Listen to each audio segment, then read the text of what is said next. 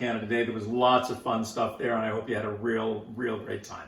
Got a lovely cocktail for you today. It's one of my favorites. I think it's perfect for a hot summer evening. If you're sitting out with your feet in the pool, maybe around 7 o'clock at night, try one of these. It's really great. It's got a really interesting name. It's either named after a small tool that is used or was used in the 19th century for drilling holes in barrels of lime juice in the Royal Navy. Of course, that's why they're called limeys, is because they discovered that lime juice and citrus juice prevented scurvy. But I prefer to think that it's actually named after Sir Thomas Gimlet, with 2 T's, because he was the genius in the Royal Navy, a doctor in the Royal Navy who had the great idea to take the lime juice and mix it with the sailors' favorite drink, gin, and created an amazing drink, which we now know as the Gin Gimlet. It's a beautiful drink. It was really popularized by Raymond Chandler, of course, the writer who created Philip Marlowe, all those great movies and novels, the movies that Bogart was in, of course. Raymond Chandler was a very successful oil executive. He was a very wealthy and very powerful man in the oil industry. And in the Great Depression, he lost his job and took up his hobby as a full-time profession, which was writing, and created some fantastic novels. Raymond Chandler actually did for the Gimlet what James Bond did for the martinis. He discovered them on a cruise coming home from Europe with his wife and loved it so much that he made it the go-to drink for his hard-boiled and hard-drinking detective Philip Marlowe, who was, of course, as I said before, immortalized by Humphrey Bogart in all those great movies. Philip Marlowe says at one point in the novel The Long Goodbye, which is where the gimlet is introduced, that a real gimlet is half gin and half Rose's lime juice and nothing else.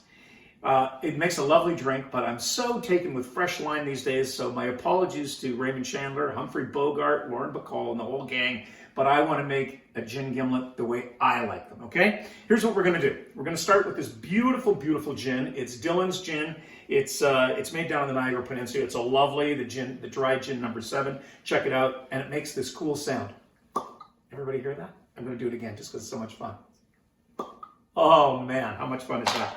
So the first thing we want to do in honor of Humphrey Bogart is we want to pour 2.5 ounces. Yes, it's a little bit of a heavy pour. We're going to pour 2.5 in here, and of course we need to add some ice. Should have done that first.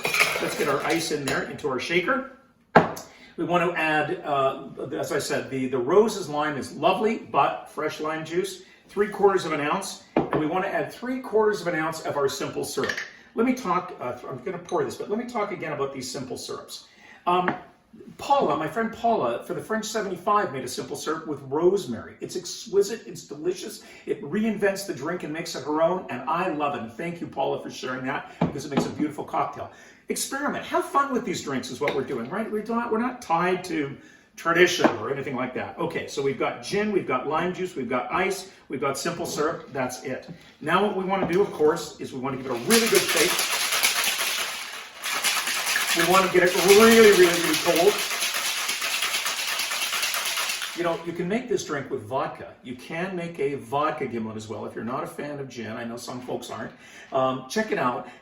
Ed Wood, the B movie director, was so fond of vodka gimlets that he created when he wrote for his literary, he created a character, Akdov Talmeg, which is vodka gimlet spelled backwards. Check it out. It's true. Okay, so we've got a chilled glass. We want to serve it. I like to serve it in this kind of a martini glass. Look at that. Isn't that beautiful, beautiful, beautiful? There we are. And of course, we want to garnish it with a lime wheel. There it is. It's tart, it's citrusy, it's boozy.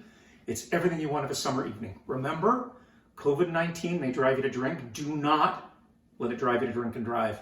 Cheers. Oh. See ya. Cheers.